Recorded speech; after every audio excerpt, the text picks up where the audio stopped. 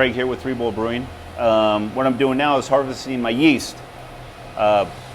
We have a 14 barrel batch that's ready to transfer over to the bright tank today. But before we do that, we are brewing today, and we're going to use this yeast and use it for our next batch of beer. So what I do is I come up off the bottom. I put an extension just to get away from the fermentation rack there. I do a Y system with a diaphragm valve. A diaphragm valve is nice. You can control the flow a lot easier. For example, I got this valve totally wide open, so the thing about butterfly valves, you open them up and then you just have a stream just coming out. With a diaphragm valve, you could just come out just really slow, and there's not a lot of pressure behind it. So I can control the flow a lot easier with the diaphragm valve.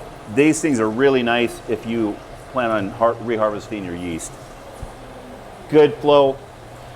Butterfly valves on this side of things, it again will poke a hole through your yeast cone, and we don't want to do that. So if you plan on harvesting yeast, these definitely are the way to go.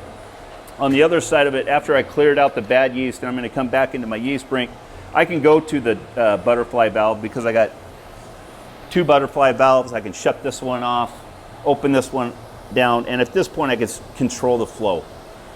Because all I'm going to do is start filling up with the yeast brink, clean it really well,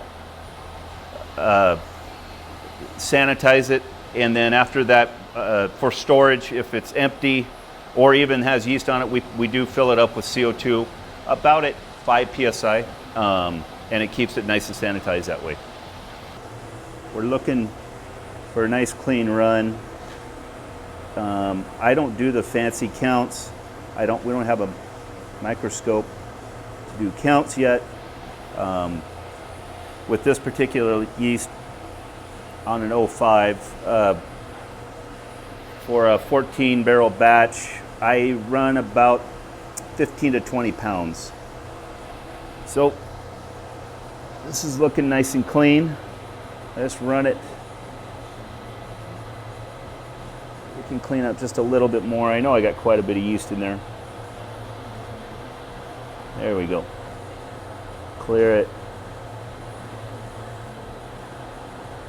Nice white. We'll call that good.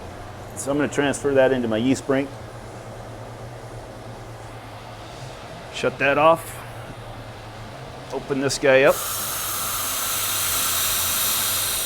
This has been clean, sanitized, and then we put CO2 in there. Open this guy up.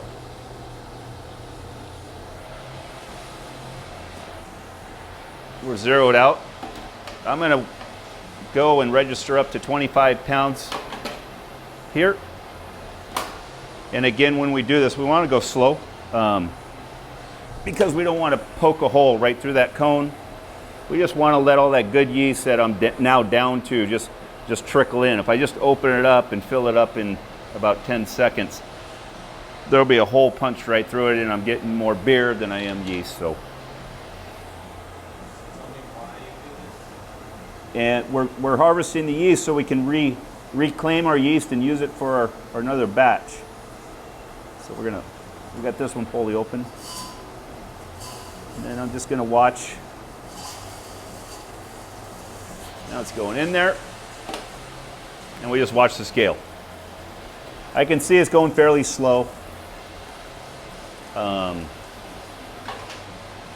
This, we can reclaim our yeast, and that's all. It's important to keep all your, especially your fermenting vessels, not to the point of sterile, but very sanitized, clean. So we can cleanliness is the most important #1 thing in brewing. And then the cleaner we are, we can get more generations out of our yeast. This, I believe, is our 4th generation. And it's holding up really well, looks good. The beer is performing in the end exactly the way we want. So, and it saves money.